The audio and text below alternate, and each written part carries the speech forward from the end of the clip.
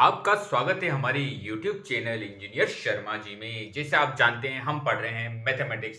Mathematics में आज हम पढ़ रहे हैं एपी अर्थमेटिक प्रोग्रेशन।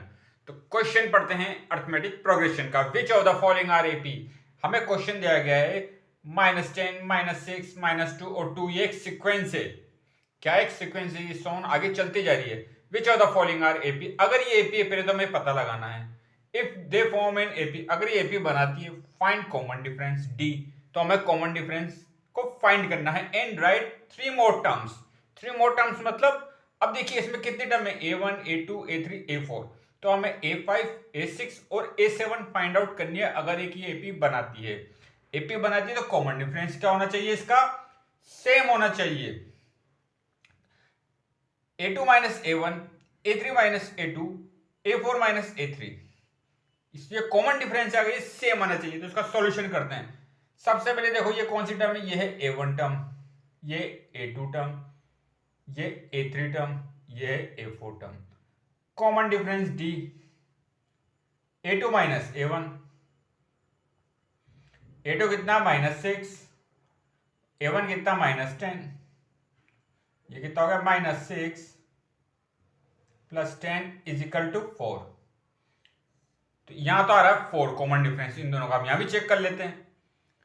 यहां पे आ रहा हमारा a3 माइनस a2। a3 में से a2 को माइनस करके देखते हैं। a3 कितना -2 माइनस a2 कितना -6। ये कितना हो गया -2 माइनस माइनस +6।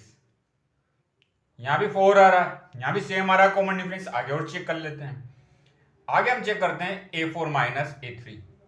a4 कितना है 2 माइनस a3 कितना -2। तो ये d कितना आया इसका भी -+4। तो कॉमन डिफरेंस हमारा सेम आ रहा है। अगर कॉमन डिफरेंस सेम आ रहा है तो ये एक एपी बना रही है।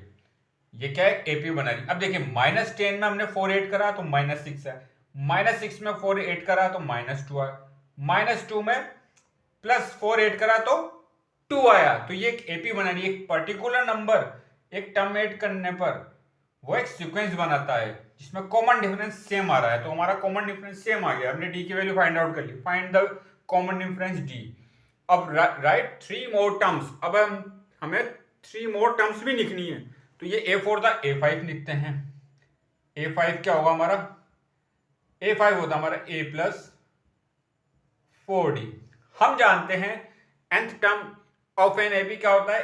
an = a + n-1 × d। अब जैसे हमें a5 निकालना है तो n की जगह 5 रखेंगे तो क्या होगा? a5 = a + 5 - 1 × d। तो a + 4d आएगा। तो a5 कितना हो गया? a5 हो गया हमारा। a क्या होता है हमारा? First term of an AP. AP की फर्स्ट टर्म क्या है? अब क्योंकि अभी एपी है तो एपी की फर्स्ट टर्म है -10 + 4 और डी की वैल्यू कितनी है हमारे पास? 4। ये हमने 4 करा तो ये वैल्यू कितनी आ रही? -10 + 16। तो ये आ गई वैल्यू 6। तो a5 की वैल्यू कितनी है? 6। अब देखो आप यहां से भी चेक कर सकते हैं। 2 में हमने 4 ऐड करेंगे तो 6, क्योंकि कॉमन डिफरेंस ऐड करते हैं।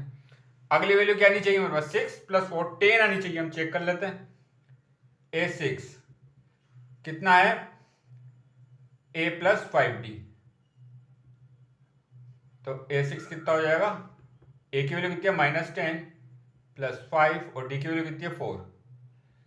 तो ये कितना होगा? -10 + 20 = देखो 10 आ रही है। 6 + 4 10। अगली वैल्यू क्या आनी चाहिए?